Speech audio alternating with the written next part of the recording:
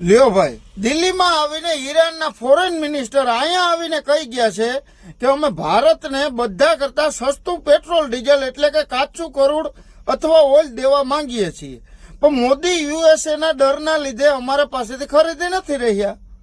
તો આનું કારણ શું છે? ટ્રમ્પ એવો શું તોપ છે એમ કે જેના લીધે આજે આપણે જે માણસ સસ્તું આપે, માણસ તો ફાયદો જ જોવાનો છે. હમણાં તમે જ છે, ક્યાંય જગ્યાએ 100 રૂપિયાની કોઈ વસ્તુ મળે, કોઈ 50માં દેતું હોય તો તમે લેવાના જ છે. હું ના પાડું તો તમે માનો?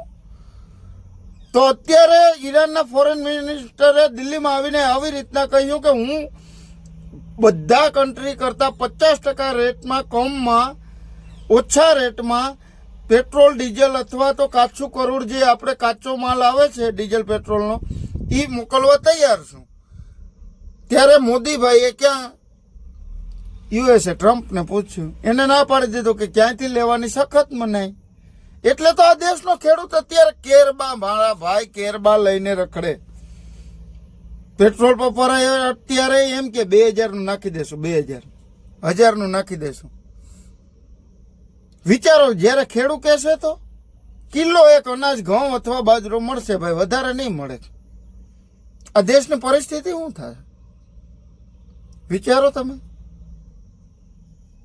અનાજ વેચવાની સખત મનાઈ કરી દીધી, અથવા તો હાલો કે દીધું થોડું ઘણું, ત્યારે ખાવા નહીં મળે ત્યારે શું કરશો? તો આવા દબાવમાં આવીને અત્યારે ડીઝલ પેટ્રોલ આવતા નથી, બધા મનમાની પોતાની કરે છે. તો આવું ડરવું શું કરવા જોઈએ એમ? ઓમ આપણે એમ કહીએ કે વિશ્વની પ્રથમ સત્તા ભારત, વિકાસશીલ દેશ. આમાં ક્યાં વિકાસશીલ એમ? જો વડાપ્રધાન પોતે જ બીવે છે તો જનતા શું કરે? આ વાતથી સહમત હોય તો વિડીયોમાં લાઈક કરો, અથવા તો તમે કોમેન્ટ લખો કે તમારા વિસ્તારમાં ક્યાંય ડીઝલ મળે છે કે નથી મળતું એમ.